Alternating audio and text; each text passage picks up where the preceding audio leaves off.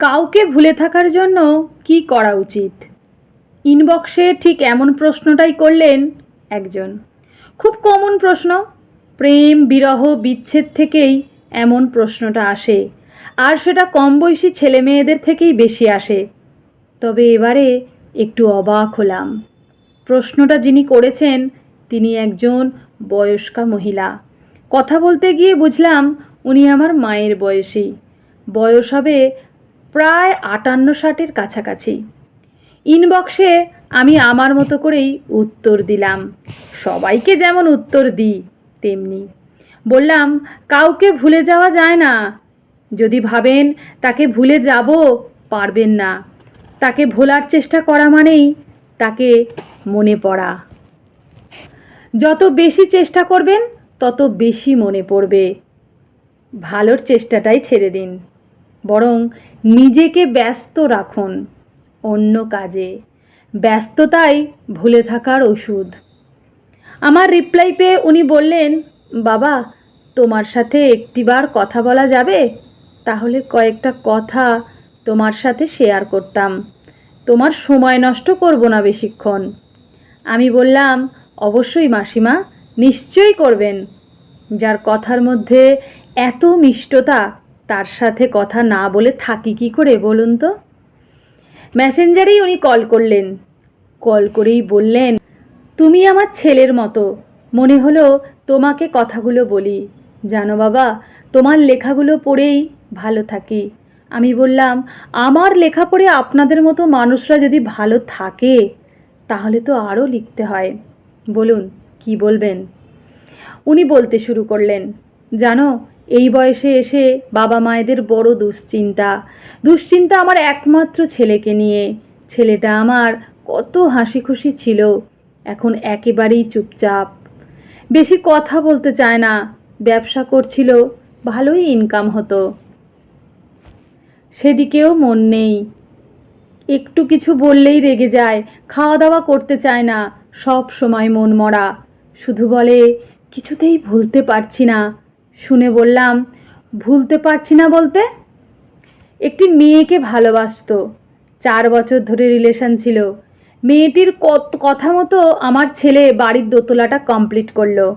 তার পছন্দ মতো রং, ঘরের ডেকোরেটিং, সব কিছুই। মেয়েটির ভালো থাকাতেই যেন ওর ভালো থাকা। আমরাও চাইতাম ছেলের ভালো থাকা মানে আমাদের ভালো থাকা। মাস 6 আগে মেয়েটির বাবা আমার ছেলেকে বলল, তোমার ব্যাংক ব্যালেন্স কী আছে আমরা দেখব। আমার ছেলে তাই দেখালো। এমনকি মেয়েটি যখন যা চেয়েছে তাই দিয়েছে, আমাদের জানিয়েই দিত। বাড়ি কমপ্লিট হয়ে যাবার পর আমি ছেলেকে বললাম, বিয়ের ব্যাপারে কথা বল ওর বাবা মায়ের সাথে। আমার ছেলে বলল, বলেছি, ওর বাবা মা আমাদের বাড়ি আসবে বলেছেন। আমি বললাম, বাবা মা যখন আসবেন তখন টিনাকেও আসতে বলিস। একদিন বাবা মা আর মেয়ে 3জনেই এলেন, সব কিছু দেখেও গেলেন। বাড়ি ফিরে গিয়ে বললেন, অত দূরে আমার মেয়ের বিয়ে দেব না, আমার একটি মাত্র মেয়ে, তাই ছেড়ে থাকতে পারবো না। তাছাড়া ছেলে বিজনেস করে, চাকরি করলেও না হয় হতো। ওর কিছু যদি হয়েও যায় তাহলে আমার মেয়ে অন্তত চাকরিটা পেয়ে যেত, কিন্তু চাকরি তো করে না, তাই ছেড়ে থাকতে পারবো না। তাছাড়া ছেলে বিজনেস করে, চাকরি করলেও না হয় হতো।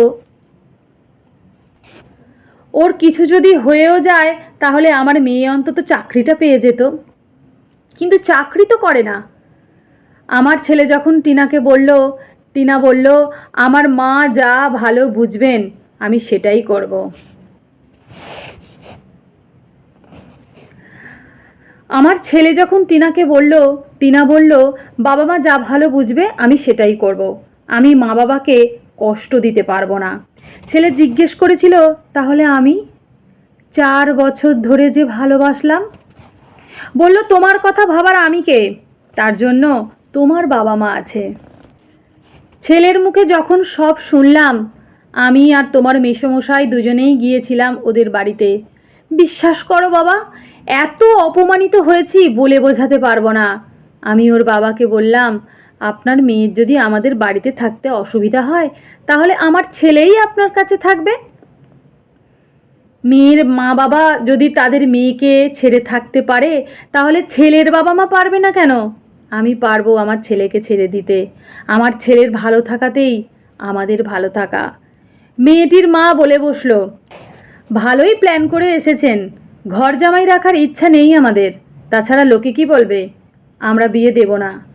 আমার মেয়ের কোনো ভবিষ্যৎ আছে কি? এক কাজ করুন, আপনার বাড়িটা আমার মেয়ের নামে লিখে দিন আগে, তারপর না হয় ভাববো।